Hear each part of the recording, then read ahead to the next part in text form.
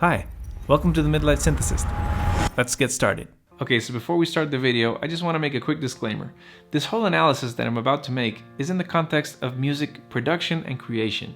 Remember that part in the original Jurassic Park where Jeff Goldblum's character wonders if making dinos is really such a good idea? Yeah, but your scientists were so preoccupied with whether or not they could, they didn't stop to think if they should. Well, we all know how that turned out. With the recent updates to the Maschine software and the MPC software, these boxes are starting to become ever more like the proverbial DAW in the box. And this just got me wondering, if the people making these music boxes finally are able to transform them into fully fledged DAWs, what was the point of ditching Logic or Ableton in the first place? Aren't our beloved DAW-less music making boxes starting to turn into that which they were meant to be an alternative to?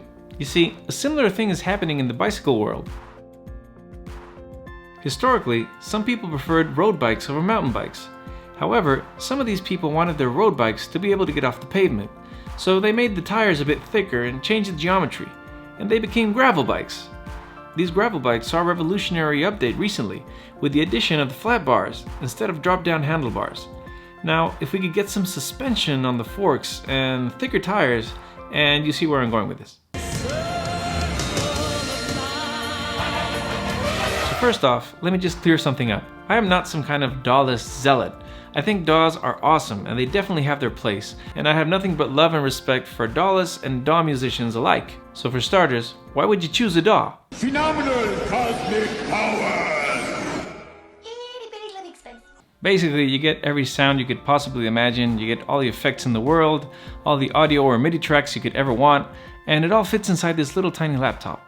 You don't even need a dedicated room or a studio to have all your gear. You just take all your instruments with you in your laptop and you can make music wherever you want. And if you ever happen to lose your laptop, you can just easily replace all the stuff you lost by downloading again in your new laptop. So it's perfect, right? That being said, many of us who started out on DAWs, me included, started drifting away from the computer screen, trying to find our creative space in an environment that, was a little bit more involving, more hands-on, down and dirty with the hardware stuff. One is by no means better than the other. They're just different alternatives, for different purposes. And that's why I'd like to make a really short list on why I left the DAW in the first place, and why I found my space in the hardware world. Okay, so definitely number one on this list, and by far the main reason why I drifted away from DAWs, is option paralysis. Every time I opened my DAW, I would just get overwhelmed by all those soft synths and sampled instruments and just so many options that it was really hard to get started. So most of the time, my music making sessions were reduced to just searching for presets, or not even presets, just like selecting 2 or 3 synths. In these long stretches of time, I just end up freezing in front of the screen, and in the end, I didn't get any music done. One thing that I really appreciate about a hardware setup is that I usually just choose like 2 or 3 synths and I just go from there. Sure, I still spend a lot of time browsing through the presets of those synths, but in general, it's a much simpler process. Number 2 is endless distractions. If you're on your computer, chances are your DAW is not the only thing that's going to be running on it. Whether it was checking my email or getting a message from a friend, or taking a little break to watch some YouTube, all those things just ended up consuming a huge amount of time. So not getting distracted on my computer was kind of a big issue, especially for someone like me who has the attention span of a hamster on acid. So the good news is I can't go into my email on my subharmonicon, so that's a huge plus. Number 3 is the immediacy of hardware. Sure, I know, turning on your computer and turning on your DAW and your VSTs might not take an hour, but in those little stretches of time, it might be enough to get sidetracked or distracted or just lose your inspiration. I really appreciate the immediacy of just turning on a device and just start jamming right away. That's where the magic happens, at least most of the time for me. So number 4 for me is the existence of dedicated controls. Yes, I am very aware of MIDI controllers that you can map out so your DAW just takes on this physical form. But there's just nothing like a team of engineers mapping it out for you and having that just dedicated interface just for that instrument. And that's where I think that hardware synthesizers and groove boxes just take the cake. If you've ever been on this channel before, you know I'm a huge sucker for muscle memory, so give me knobs and faders all day. That's, for me at least, the only way to really get a streamlined and fast workflow. Finally, what I really appreciate about hardware setups is that you can't do everything. There are limits, and that just breeds creativity because it makes you think, it makes you focus, and you're just forced to try to find ways to circumvent those limits. And that's where the fun happens, because you have to use your brain a bit and you might invent something new.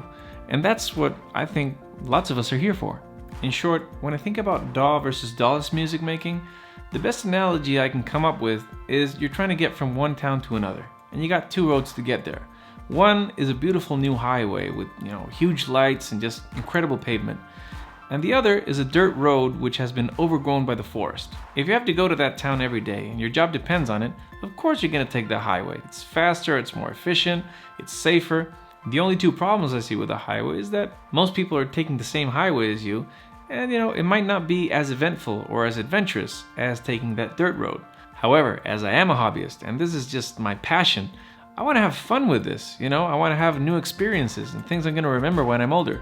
So yeah, I'm grabbing my 4x4 and I'm going on the dirt road.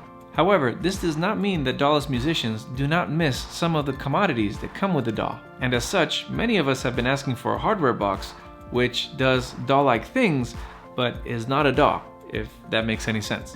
The Octatrack, the OP1, the Deluge, the Black Box, all of these embody the spirit of this DAW-less DAW that we've been searching for in a pretty cool way, because they're not all powerful. They have very, very specific limitations. However, the market kept advancing and catering to its consumers, as the market usually does. And now we have the new generation of MPCs and these new Maschines, and just like Jeff Goldblum in Jurassic Park, I'm wondering if we haven't gone too far.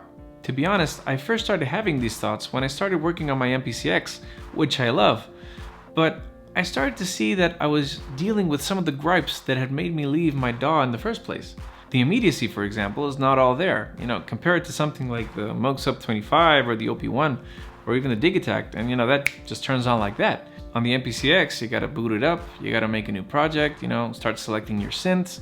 So it's not that far off from what you get, for example, with Ableton. In the same vein, you do get a bit of option paralysis when you're dealing with all the samples and the expansions and, the virtual instruments that the MPC has.